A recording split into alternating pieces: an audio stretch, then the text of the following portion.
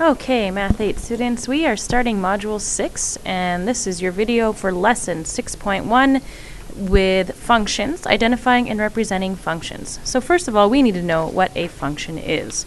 And a function is a relationship where each input, and this can be our x value often, has only one output, and our output is usually y, or our result.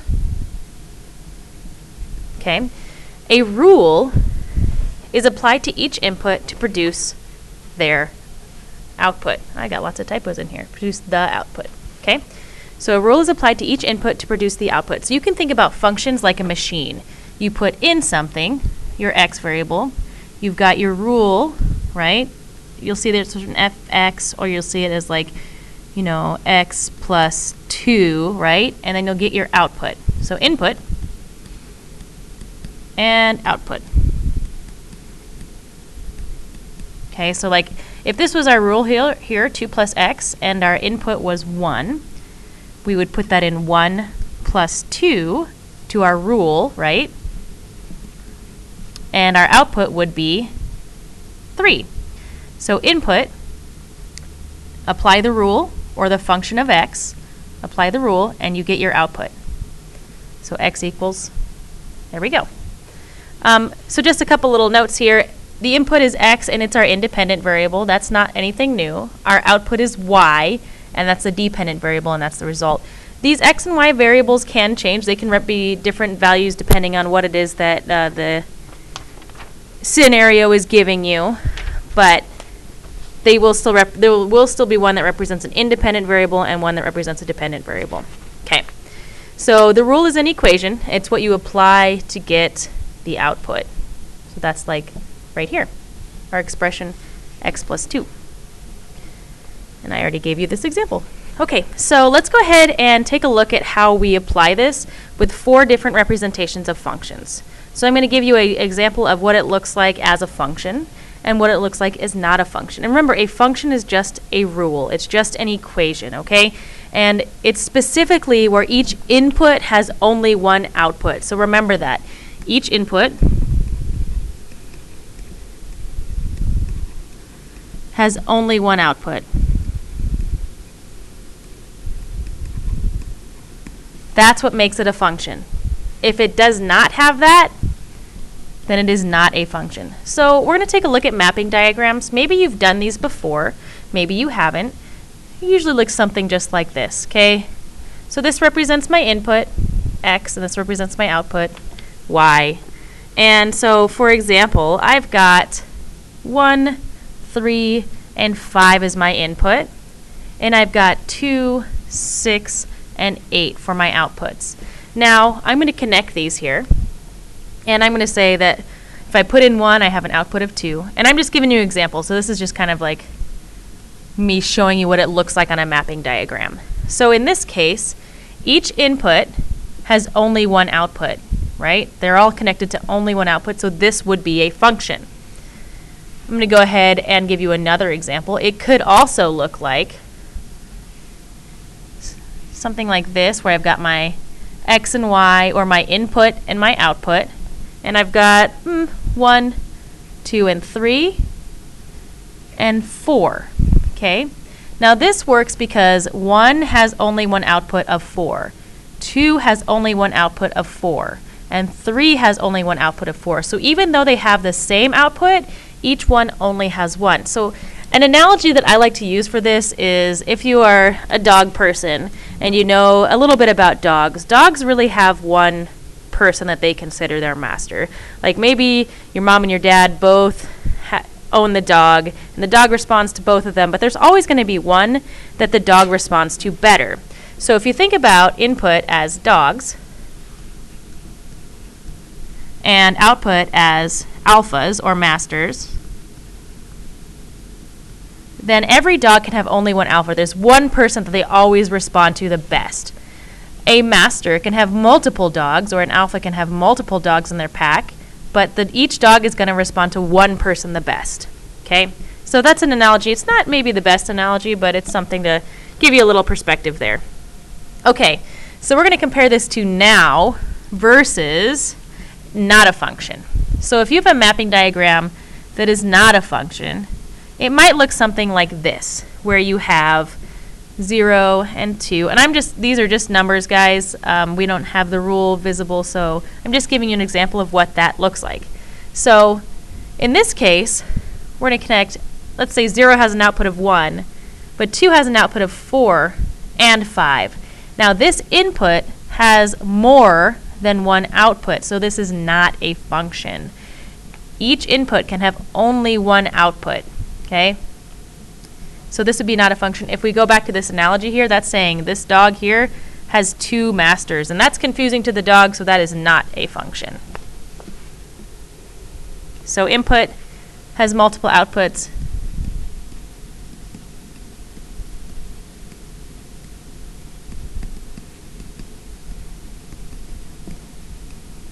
And so it is not a function.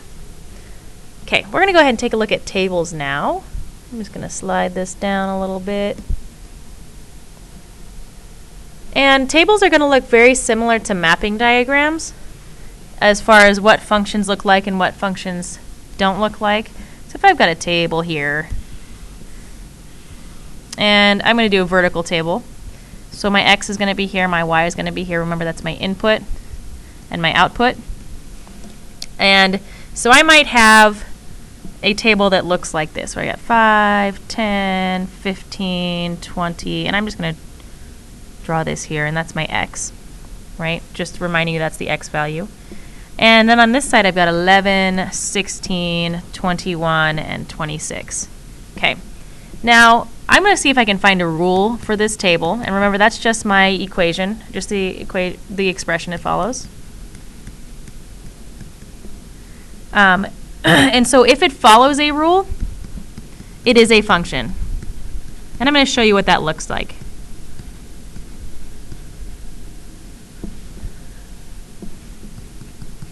Hold on here, not good at multitasking. If it follows a rule, it is a function. Okay? So in this case, we're going to see if we can determine what rule this is. So pattern from x to y. So 5 to 11, that's like 5 plus 6. Okay, well, let's see if that's the pattern here. 10 plus 6 is 16. 11 plus 6 is 21. And 12 plus 6 is 26. So the rule here would be x plus 6. And all of these follow that. So this would be a function. You can also consider this here. If each one of these has only one output, each one of these numbers has only one output, check that out. That is also a function. Another way to check. Let's go ahead and take a look at an example of a non-function in a table. You guys got to do a lot of writing and drawing today. The lesson is pretty dense, so this is my attempt at consolidating this for you guys in a more accessible way instead of going through many, many, many examples.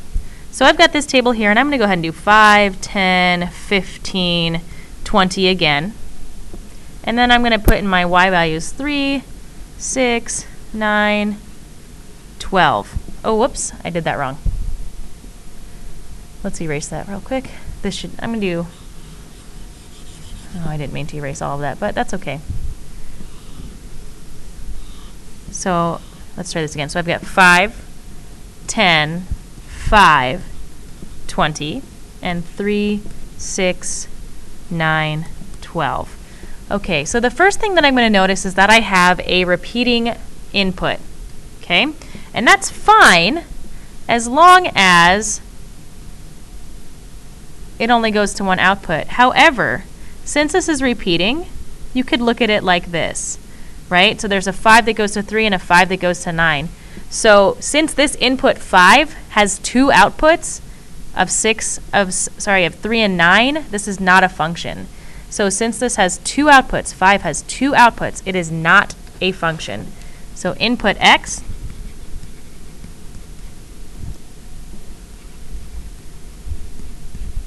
has more than one output.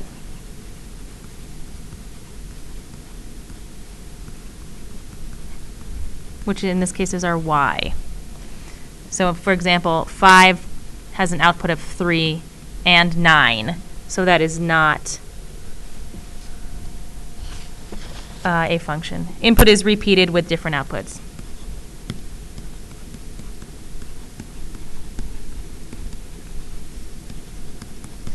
So when you're looking at tables, those are the things you're going to look for.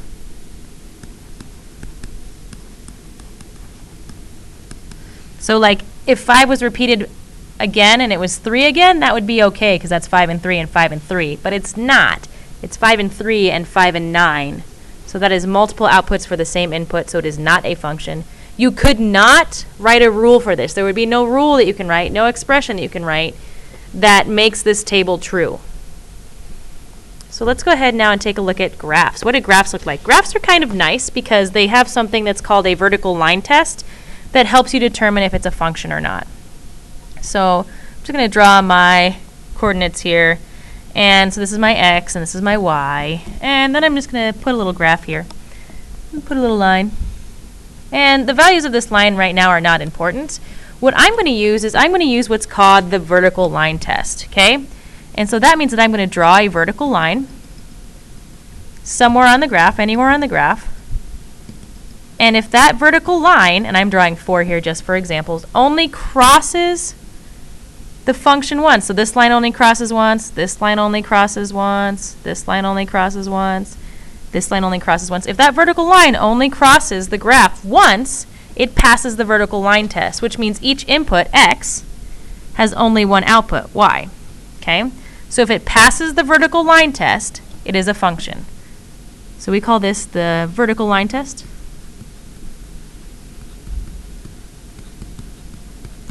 It has to pass in order for it to be a function. So let's go ahead and take a look at another graph that you might see and you will see in your examples where it's just one quadrant. And like, you know, maybe it's just got points of data on it. Let's see, we got a point here, point here, point.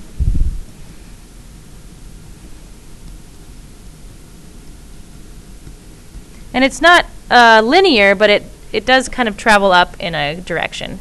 So I would do my vertical line test again here, and I would just go from each one of these points and just make sure each one of these points, if I'm doing my vertical line test, that vertical line only crosses one point, right? So far, so good. Each one of these lines is only crossing one point. So each one of these lines, each one of these points passes the vertical line test, right? So each point, each line only crosses one point. So that also passes the vertical line test. Now when you look at a graph, of course you will have graphs that are not functions. So you might have a graph that has multiple points on it.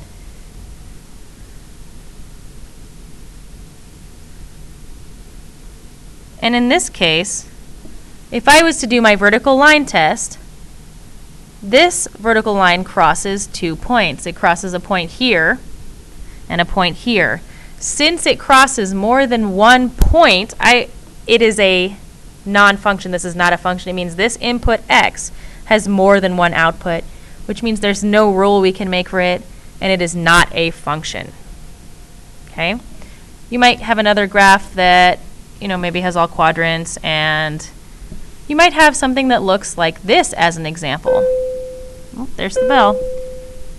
In this case, this also does not pass the vertical line test because that vertical line crosses 2 points. So does not pass.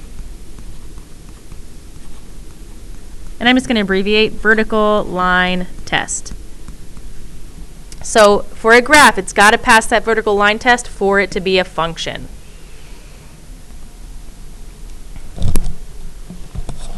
Okay, so that's how we determine if it is a function on a graph. Has to pass that vertical line test. So the last thing that we're going to look at is the relationship of functions and ordered pairs. So let's go ahead and just give an example here of what we got. Let's extend this down just a little bit. Okay guys, hope the video is still okay. I had to pause for just a second, so hopefully the volume didn't change too much. So ordered pairs, what we're going to do is we're going to have a set of ordered pairs here, and I'm just going to give you an example. 5, 11, 10, 16, 15, 21, and 20, 26. Okay? So when I look at these, remember that the first number is my x and the second is y. X, y. X, y, x, y. And x is the input, y is the output. So what I want to do is I want to make sure that each x value has only one y value, right?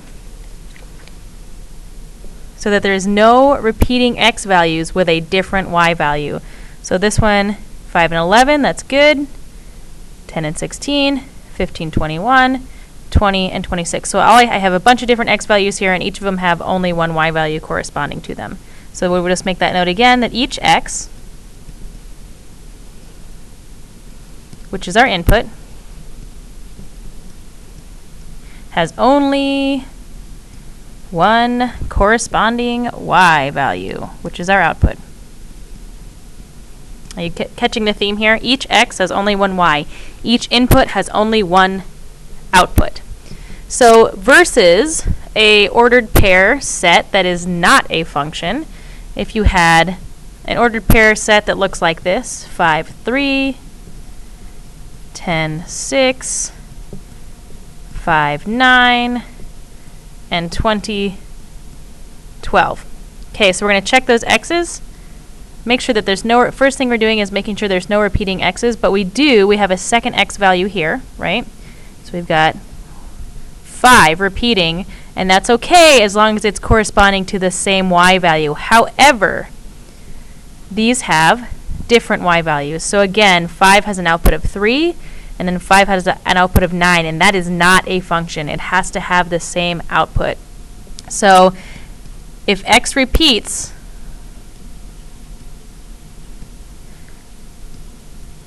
and has a different y value,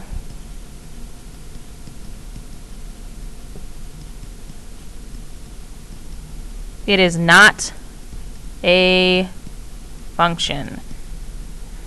Okay? So those are 4 different types of relationships that we'll see with functions, 4 different representations of them. Ordered pairs, graphs, tables, and mapping diagrams.